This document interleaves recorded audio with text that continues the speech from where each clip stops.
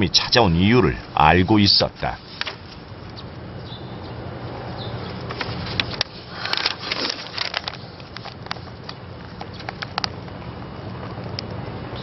죄송해요.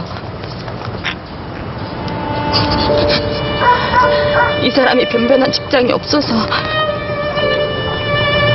이 사람 앞으로 올렸다간 애들 병원도 못 갈 것 같아서.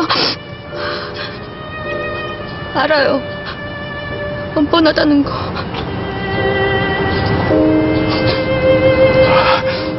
하루라도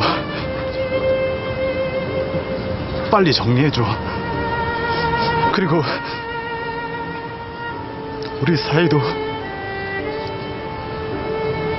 이제 그만 정리해야지. 법원에서 보자.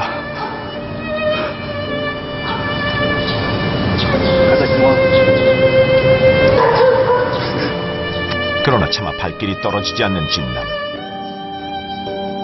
자신의 구두를 벗어 공주에게 내주는 진남. 그것은 공주에 대한 진남의 마지막 사랑이었다. 뒤늦게 뼈저린 후회의 눈물을 흘리는 공주. 그러나 되돌아가기엔 두 사람 모두 너무 많이 와 있었다.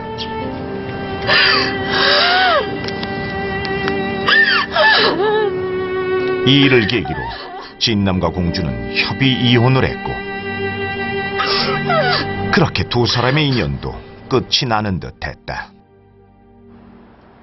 그런데 진남과 귀동의 이름으로 날아온 여러 장의 고지서.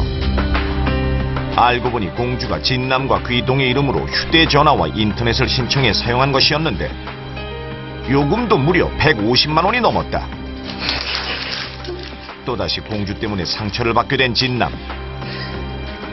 나무 새끼로 갔다가 응? 우리 아들한테다 올려놓은 것만 해도 부족해서 인터넷이고 모든 저거를 갖다 우리한테다 떠넘기고 요거하고 요거 아직도 정리되지 못한 가족관계 증명서. 그렇다면 다른 남자와의 사이에서 낳은 자식들을 남편 밑으로 올린 아내는 어떤 처벌을 받게 될까? 내연남과의 사이에 낳은 아이를 남편의 자식처럼 남편의 호적에 올린 것은 공무원에게 허위 신고를 해서 사실과 다른 내용을 공정증서 원본인 호적에 기재하게 한 것이므로 공정증서 원본 불실 기재죄에 해당하여 5년 이하의 징역 또는 1,000만 원 이하의 벌금에 처해질 수 있습니다. 진남 씨와 아들 귀동의 명의를 이용해 휴대전화와 인터넷을 사용한 나공주. 전 남편인 진남의 명의를 사용한 건 명백한 위법 행위지만 과연 아들인 귀동의 명의를 무단으로 사용한 것도 처벌 대상이 될까? 아, 정말 기가 막힙니다. 엄마가 돼서 어떻게 이렇게까지 할 수 있는지. 아니, 그 아내하고 남편은 이혼했으니까 남편이 주민등록번호 사용하는 건 처벌받을 수 있다고 치고, 그러면은 아들은 직계 혈족이지 않습니까? 엄마가 아들 명의 사용하는 것도 이게 처벌 대상입니까? 네, 다른 사람의 주민등록번호를 부정 사용하는 것과 달리 가족의 주민등록번호를 부정 사용하는 것은 반의사 불벌죄에 해당합니다. 네, 반의사 불벌죄라고 하는 것은요, 쉽게 얘기해서 피해자가 난 저 사람의 처벌을 원하지 않는다라고 명시적으로 얘기를 하면 처벌을 할 수 없는 죄입니다. 네, 이번 사건의 경우에는 아이가 미성년자이기 때문에 아버지 입장에서는 엄마를 처벌하는 것이 아이에게 악영향을 미칠 수 있지 않나 해서 처벌을 하지 않고 있는 것 같은데요.